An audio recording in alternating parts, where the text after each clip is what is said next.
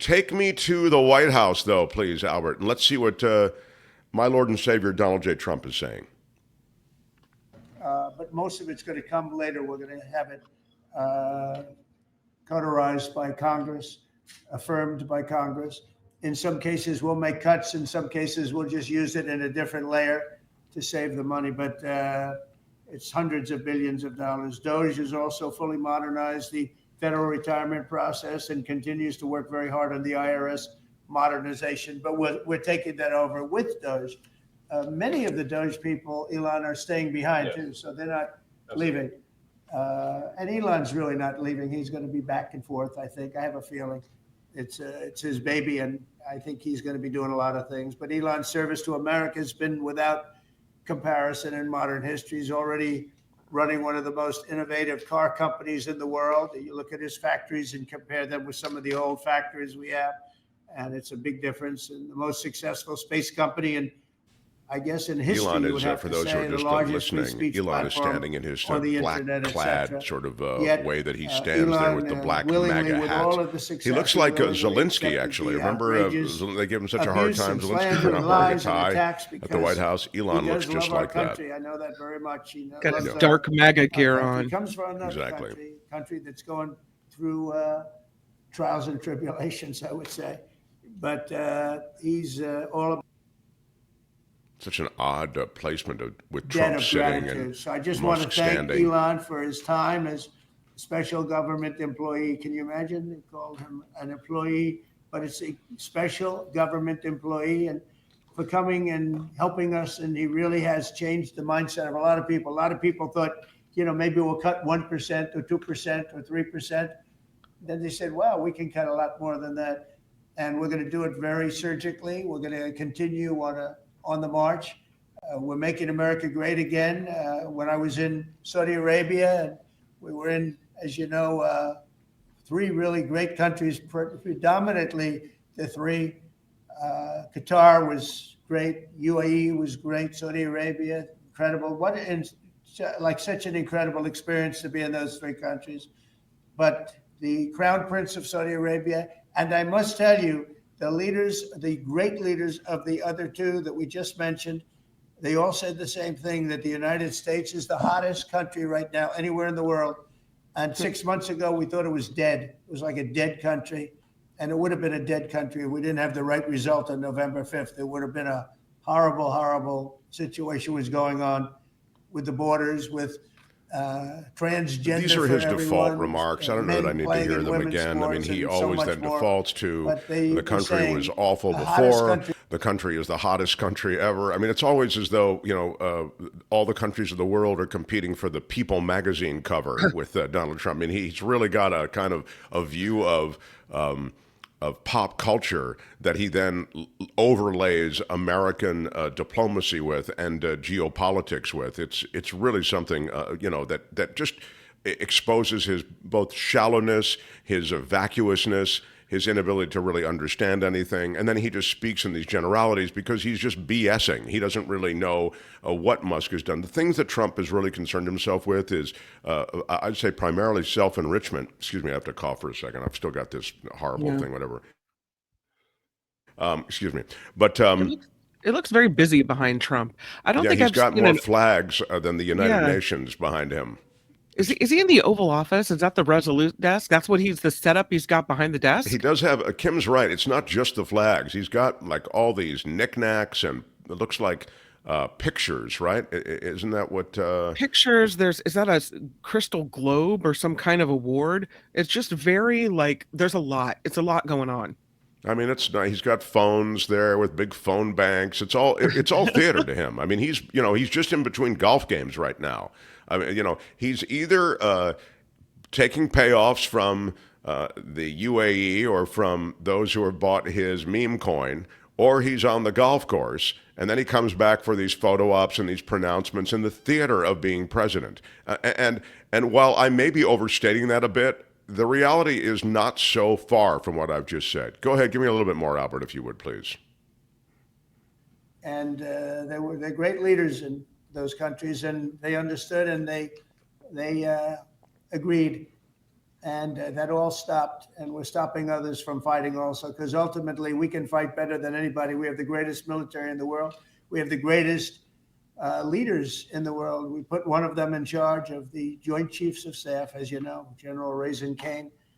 And we wiped out ISIS, completely wiped out ISIS in 3 weeks. They said it would take 5 years, and we did it in 3 weeks. And that's the way it is. But we don't want to have to use our military. We want to be peace through strength when we can. And that's the way we're going to have it. So I just want to thank Elon and all of his people. Most of those people are staying. Almost all of them are staying, and they're going to be with us. And you're going to see the results. There's still some personal information and data from Americans that they haven't scraped off a government database. So they're going to stay behind. Millions of dollars are going to be adding up, and they're going to continue to add. It'll be interesting, really interesting to see what the final number is going to be. But again, Elon gave an incredible service. Nobody liked him. And he had to go through the slings and the arrows, which is a shame, because he's an incredible patriot. The good news is that 90% we of can the wrap this country up. knows I mean, I think, again, these are all just generalities, and these are the pleasantries that Trump sprinkles upon those who he wants to. And again, there's no substance to Donald Trump. He is a performer. He is playing president. He is doing it well. Don't get me wrong. I mean, I think he is a brilliant con man, and he has conned much of the American public, sufficient in number to win the presidency. And now he is enriching himself as president in a way. This is truly, to use the Trump phrase, there's never been anything like it. There really has never been anything like this. What's going on with Trump and self-enrichment. I mean, hundreds of millions of dollars. The spigots of money are wide open for Donald Trump. So the richest man in the world, Elon Musk, who helped Trump get to the presidency, I think he helped him in several ways. We won't detail all of these things. As you know, I'm skeptical and cynical about the last election. I don't believe Trump won all the swing states legitimately. I think you can look to Pennsylvania, and we're actually going to have Nathan on, who has laid out the statistics. We've had him on a couple of times before, and we're having him on, I believe, in the next couple of weeks. And there's even more evidence of of suspicious aspects to a lot of these vote tallies as they came to the last election. But look, he's the president, and he brought Musk in, and Musk, as the richest man in the world, just to round out that thought, really bought him in large measure the presidency from the standpoint of social media dominance through X and through a carpet bombing of digital media with everything that big money in the form of Elon Musk's money could get Donald Trump. And so Donald Trump made it to the presidency, and Musk himself then was able to wildly get a return on that investment, because, as I've mentioned, he's gotten billions of dollars of government contracts and new government contracts on top of those that he already had. We've detailed for you the way he shoehorned Starlink in to existing programs and bumped out those programs. He was able to essentially pick up additional contracts, and those contracts total into north of $100 billion. Plus, he managed to get himself out of a bunch of possible fines and all kinds of things by dismantling these agencies who were coming after him for legitimate issues. Exactly. I mean, Kim is 100% right. I mean, this was both these guys with Trump's presidency were able to escape a lot of bad stuff, right? Trump would have been crushed under the law. Eventually, the secret documents that he was, these are top secret government military, large numbers of them related to, apparently based on reporting, military secrets. Those documents taken to Mar-a-Lago, taken to Bedminster, taken elsewhere, that case would have eventually come together. And that case and all the other cases against Trump went away.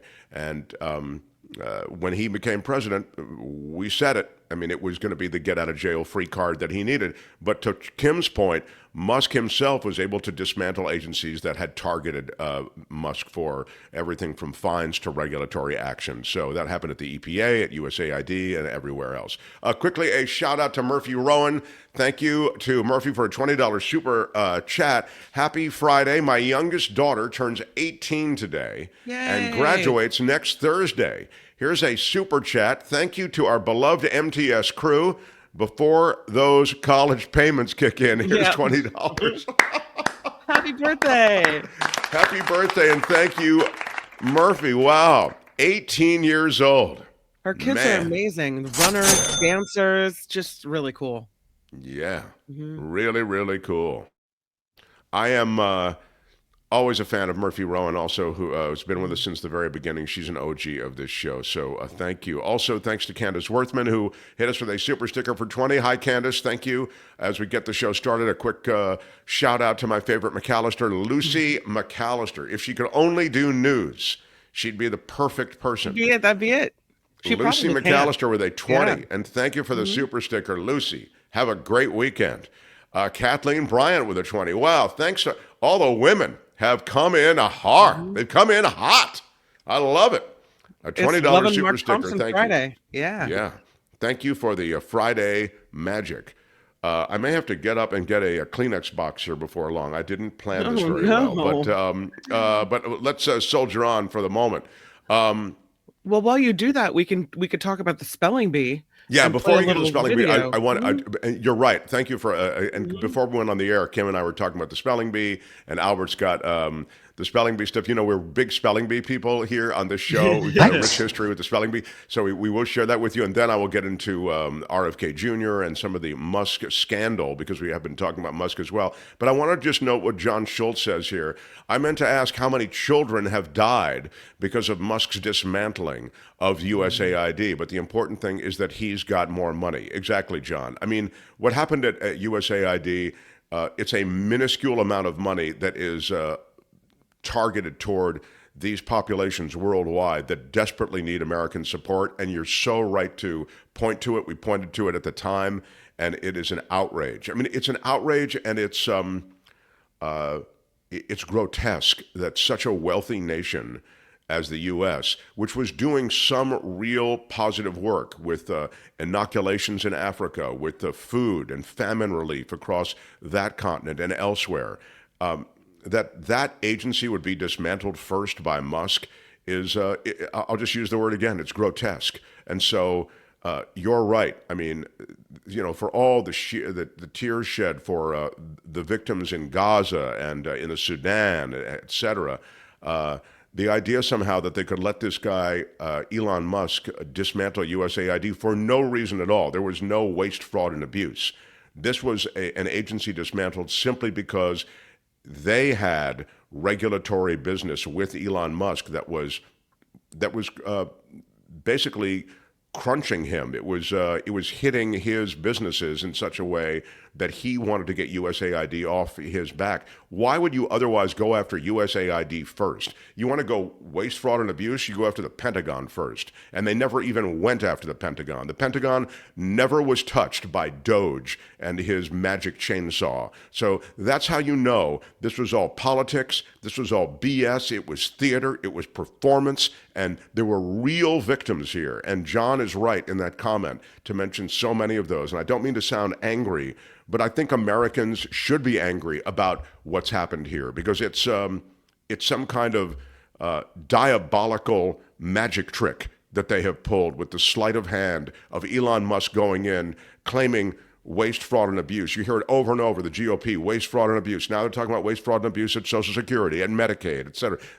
They're going after those things that they've wanted to go after, and they just fly the flag of waste, fraud, and abuse. I'm going to get back to Elon Musk and his drug abuse, the alleged, apparently it's suggested in this New York Times piece, he was on ketamine, Adderall. There's a box of narcotics, essentially, that followed him around, and he was in and out of that box constantly. This, along with family drama, is all detailed in a new New York Times piece. I was reading it earlier this morning, and I'll share some of those details with you as we continue. But I promised you a sexy story about Elon Musk, and let me give it to you. I will, by the way, discuss the tariff stuff. We'll discuss it with Michael Shore and Jim Avila, who are coming up in hour 2. We have Florida coming up, Michael Snyder, the culture blaster, also today with the freshest takes on film and on streaming. We're remote, as you can see. It's not our usual studio, so Albert is running the technical aspects of this show, but all continues. And apparently, and this is a pretty big story, as we say goodbye to Elon Musk, we, if you're just joining us, played you a little bit of the live feed from the White House as Trump was sort of riffing about, how he won the election and how the country was in horrible shape, and then Elon Musk and he have cleaned everything up, and it's amazing how, Musk has revolutionized government in such a short time. GGG, wow, wow, wow. Mm-hmm. So apparently the real story on Musk and Donald Trump and that $275 million cash dump that was given to the Trump campaign also involved a lot of drug use, and an intense drug use that was far more extensive than had previously been reported. This is quoting from the New York Times piece. Mr. Musk's drug consumption went well beyond occasional use. He told people he was taking so much ketamine, a powerful anesthetic, that it was affecting his bladder, a known effect of chronic use. He took ecstasy and psychedelic mushrooms, and he traveled with a daily medication box that held about 20 pills, including ones with the markings of the stimulant Adderall. This is according to a photo of the box and people who have seen it. It is unclear whether Mr. Musk, who's 53, was taking drugs when he became a fixture at the White House this year and was handed the power to slash the federal bureaucracy.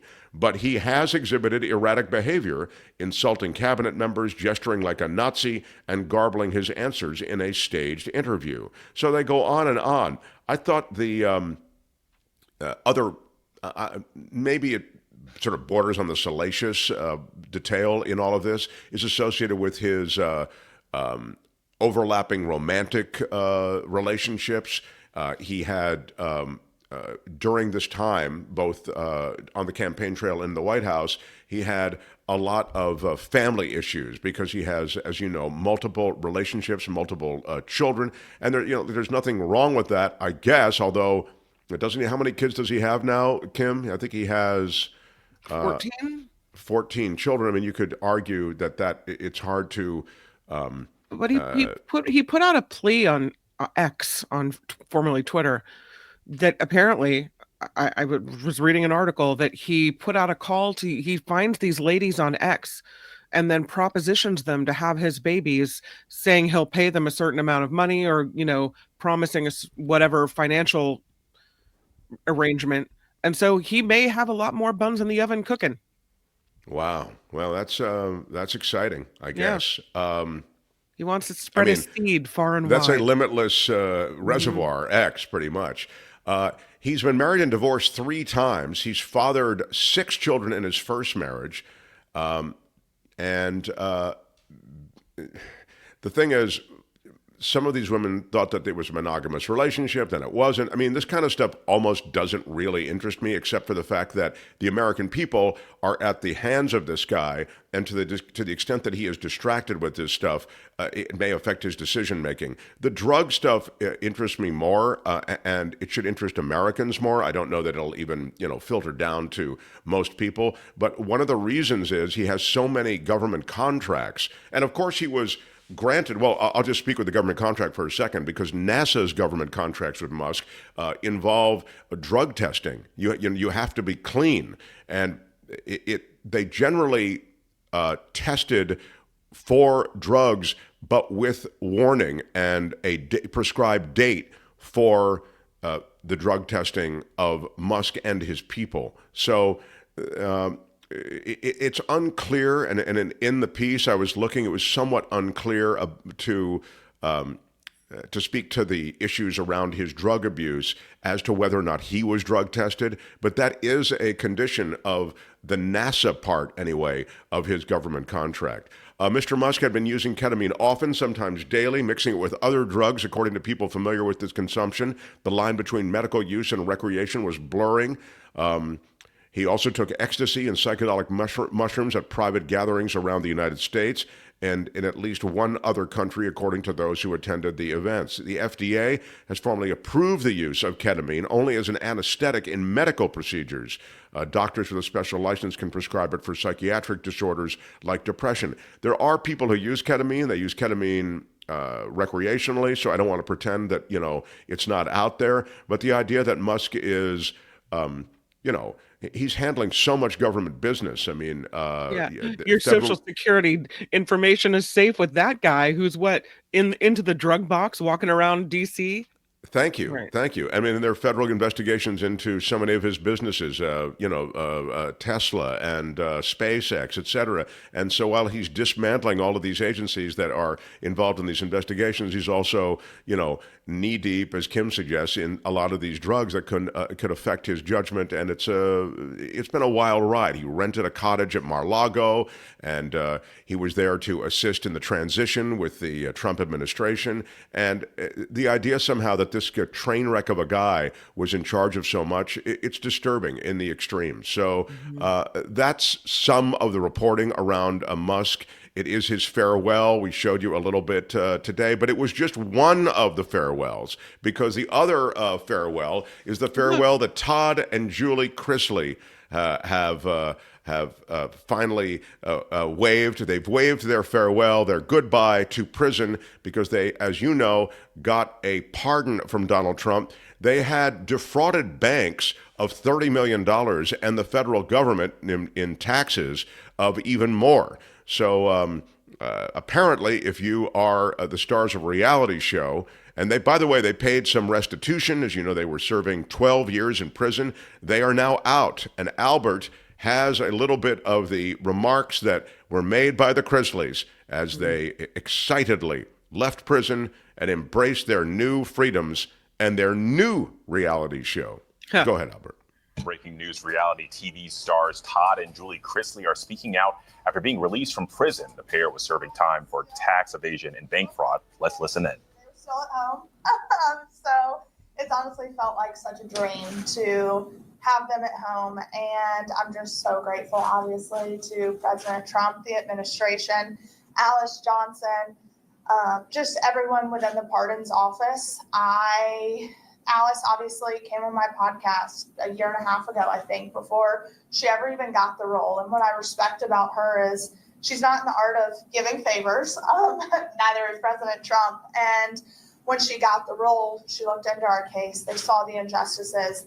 The media loves to run with this $30 million scheme without doing the research to look into the documents. And there was no $30 million scheme. But I just appreciate the administration looking into it. Just stop for a second, if you would, Albert. I just want to make the note that you can say they didn't look into the documents, the media, but all the documents were there. There was a court case here, okay? So you had a chance in court to make your case.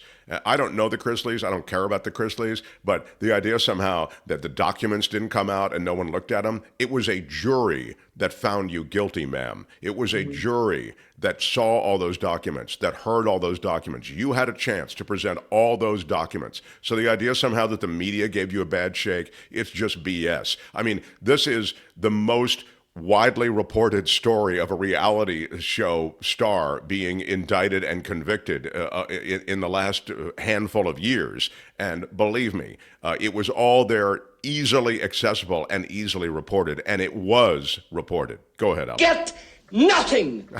Is the corruption and just the weaponization of the DOJ. So we are just so excited and moving forward. Obviously, getting them home the past 2.5 years, I have fought. Like, that was my number one priority, was getting my parents home. But now that they're home, now we move on to all the other men and women that are in the system and getting them home. All those men and women in the system that you cared so much about. We're going to be in D.C., and Mom and Dad are now along for the ride because we're not leaving those men and women behind. There's too much work that needs to be done. There's too much reform that needs to be done. So we're just super excited, and here he is, Todd Chrisley, after running from, the media in Nordstrom yesterday. Good morning, guys. Thank you all very much for coming today, for having the interest. I want to thank first and foremost my Lord and Savior, because that's who got me through it. Yeah, that's Donald Trump. I want to thank President Trump. I want to thank the administration. Those are two different people. Donald Trump is my Lord and Savior. Yeah. Thompson. I want to thank every person that has prayed for us, that has stayed in the fight and that fought for the truth to come out. And so I am grateful for it. And as Savannah said, she has fought a long fight. And for any parent to see their child fight this hard, it's a double-edged sword. It's a blessing, and then your heart breaks because your child has been placed in that position to fight for you, when as a parent, you're supposed to fight for your children. So I will always be grateful to you from the bottom of my heart. We've had wonderful legal representation, maybe not in the first go round. I'm tearing up, Albert. You got to stop this, man. I'm choking up. These guys, they were wrongly accused. They're finally free, the Chrisleys. Now, Kim was telling me that they're going to do their own show now, right? They have another show, another reality show. They go right from prison to their pre-approved show on I believe it's on the Lifetime network. It's a new docu-series, and it looks like he's already got his hair done, and so he's ready to rock and roll. Yeah, he's got, for those just listening, he's got like the, are those frosted, is that a frosted top? Yeah, looks like it. Yeah. And very styled. The Lifetime network docu-series will be called The Untitled Chrisley's Project at this point. And yeah, it's it'll be called The Untitled Chrisley Project. Yeah. Coming soon on Lifetime.